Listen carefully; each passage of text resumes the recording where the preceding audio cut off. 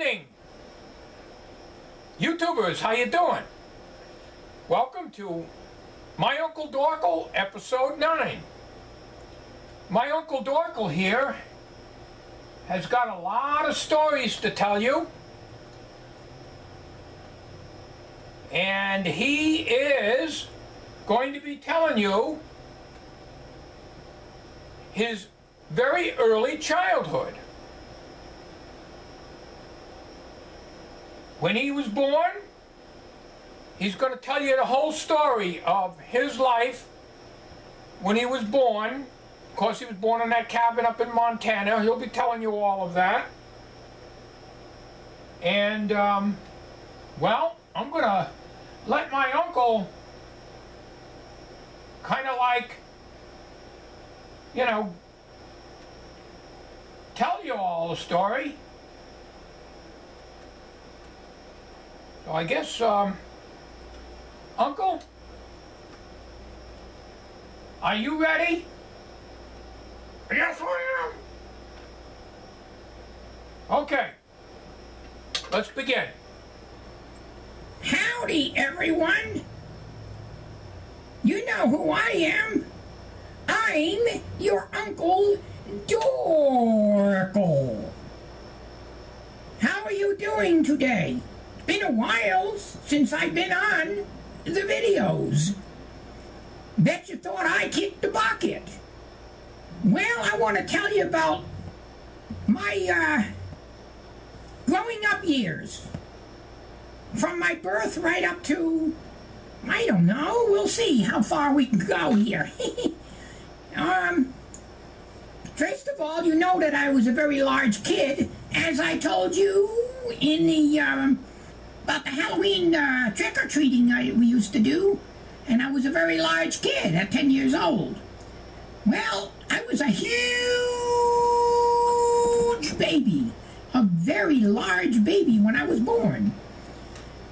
When I was born, I was 36 inches long, 3 feet. Not the typical 21-inch baby the average mother would give birth to. Oh no!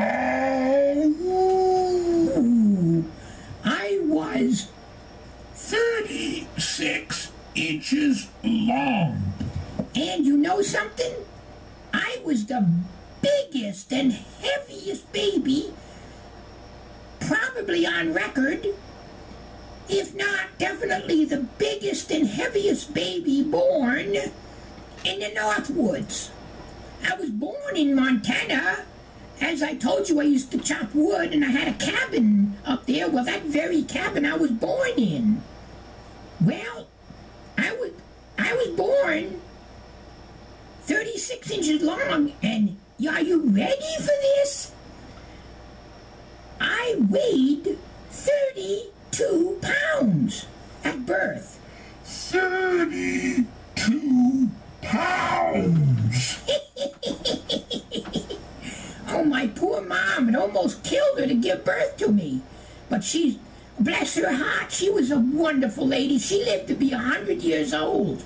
And, you know, I don't know what happened with me, because my mom was 5'9", average, maybe a little taller than a typical woman. My dad was about 6'1", and but me, I don't know what happened. Imagine that, 32-pound baby at birth.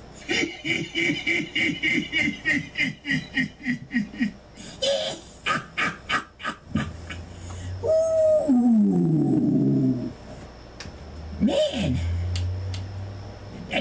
Well, anyhow, we had an old galvanized washing tub that my mom would give me a bath in.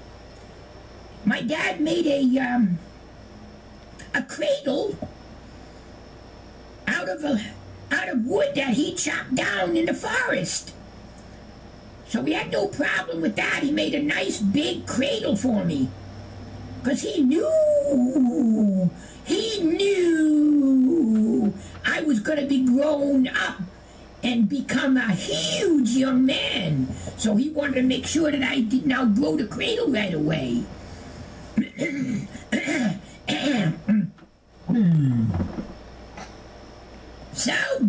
happened then next was, well, the galvanized washing tub was fine at the start, giving me a bath because, you know, a 36-inch baby.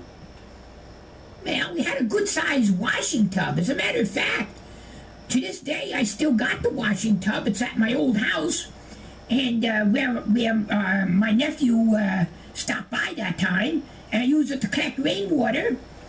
Anyhow, imagine that, though, 36 inches. Poor Mom. Bless her heart. You know, she lived to be 100 years old. Sure do miss her. Anyhow,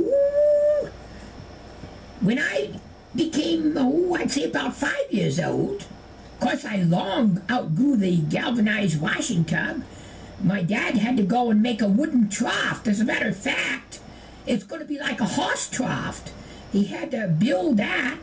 It was difficult. It was almost like building a boat. And he built it in the spare room in the back of the cabin so he can give me a bath in it. As a matter of fact, we all used it. My mom and dad used it too because, you know, we didn't have showers. That was for the rich people. Uncle, excuse me. I don't mean to interrupt you, but that was very, very interesting, and I would certainly like to hear much more. Just want to take a little break here. Well, Uncle Dorkel, sorry to interrupt you, but I did want to, you know, take a little breather here, give you a little rest. My goodness, that's fantastic stories. You know, folks, when I was just a little kid, you know, I haven't seen my Uncle Dorkel, and like I said before, in about 50 years. So, of course, when I saw him then, he had already lost his legs before then, because he lost his legs in 1950, as he had mentioned, if you've been following the series along. He lost his legs in 1950, and, you know, we still had a good time. I mean, even without legs, I mean, he's one heck of a guy. You know, there ain't many people, and I'm going to tell you this, not just saying this because he's my uncle, although he's not blood relative, as I said. He is, I consider him an uncle. You know, there ain't many people that can take something like this, you know, and something that happened to him and be good-natured about it. I know if this happened to me, I would be very angry and very depressed. But anyways, we're going to continue on now with this series and this wonderful discussion, these stories that my Uncle Dorkel tells us. And we'll continue on in a few minutes here. So stay tuned. I'm going to just give you time to get up and get a cup of coffee. For those of you who drink coffee, this will give you an opportunity to probably have a cup of tea. And if you don't drink tea, maybe you'd like a big bottle of root beer. If you don't drink root beer, you could probably get yourself a beer. But I don't like the taste of beer. But anyways, or you could probably just go in the refrigerator and get the makings for a nice, great, big strawberry shortcake. We'll join you shortly.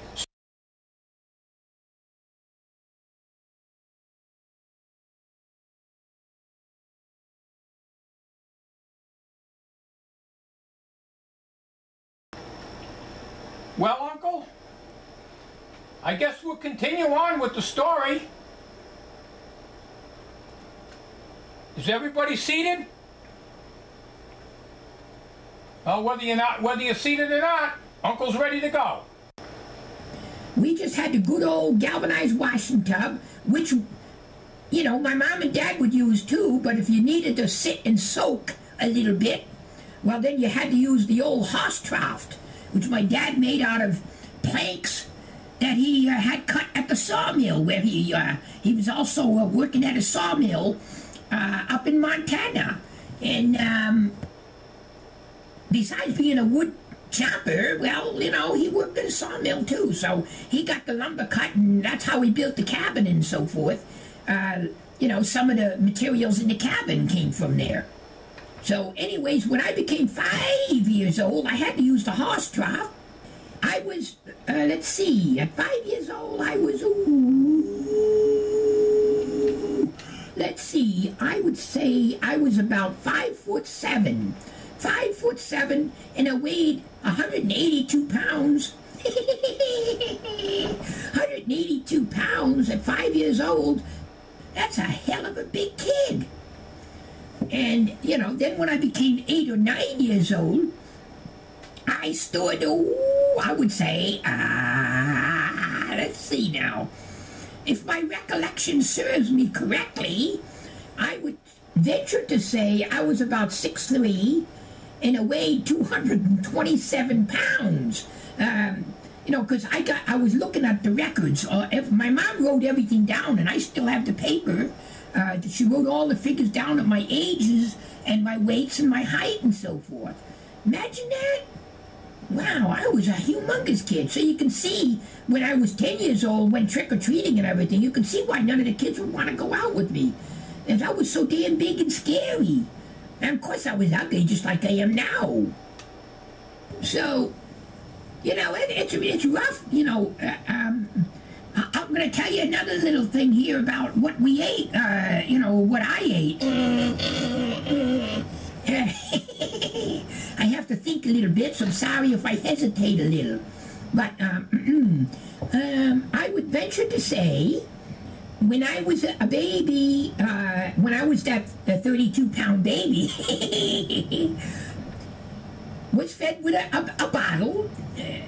We had to use a quart, a milk bottle. The glass ones, they didn't have plastic and stuff like that back then. We had to use a milk bottle. And my mom had to make her own nipple for the bottle.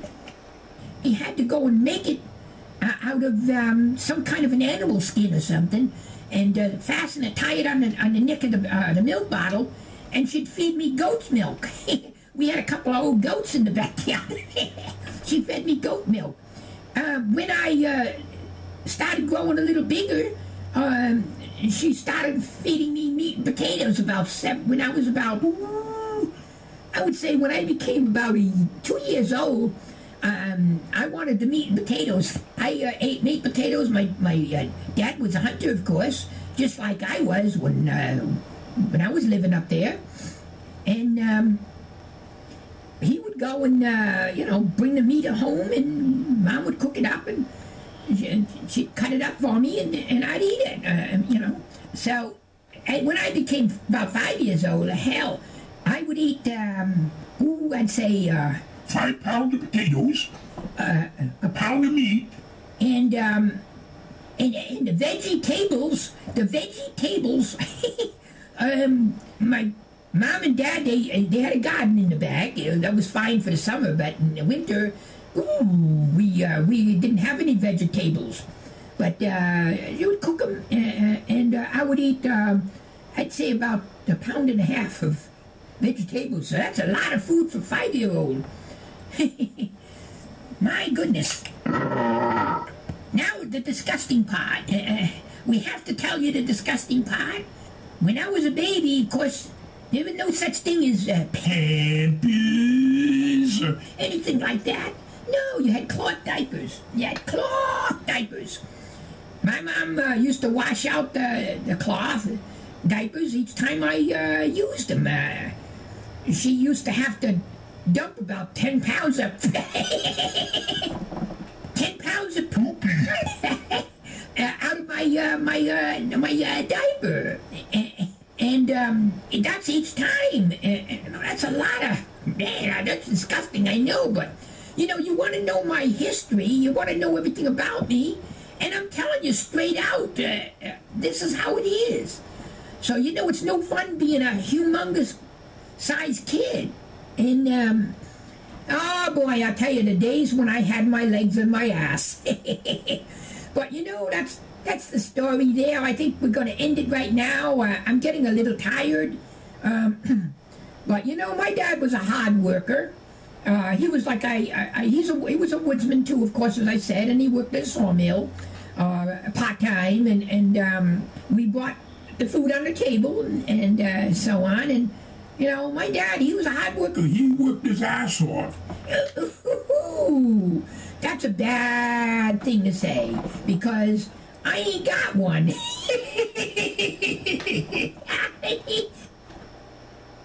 My goodness there, Uncle Dorkel. You see what I mean about these fantastic stories? You know, nowadays you don't hear stuff like that. Nowadays, if people ain't got a car to go somewhere, or they got to go to give birth, they go to a hospital and stuff. You know, Uncle Dorkel was brought up tough. You know, maybe someday he'll tell you, you know, how he lived so long, you know, and everything. I do know that he does not drink and he does not smoke. Those are the two things I know he does not do. Right, Uncle? Oh, that's correct. So, you know, he led a healthy life. And the foods that he ate, well, we discussed about how much foods. And in previous episodes, he told us all about certain types of foods that weren't desirable. But, you know, he's got a lot of other foods and recipes. Because, you know, he can cook too, but he's basic cooking. He knows how, and he's going to probably discuss that in the future video. I don't know. What do you think, Uncle Dorkel? Do you think you'd like to discuss some of your recipes? Oh, I don't have a problem with that. We'll get into it one of these days. Okay, well, ladies and gentlemen, thank you for watching. You have a good day. Take care, everyone, and thank you for watching the series.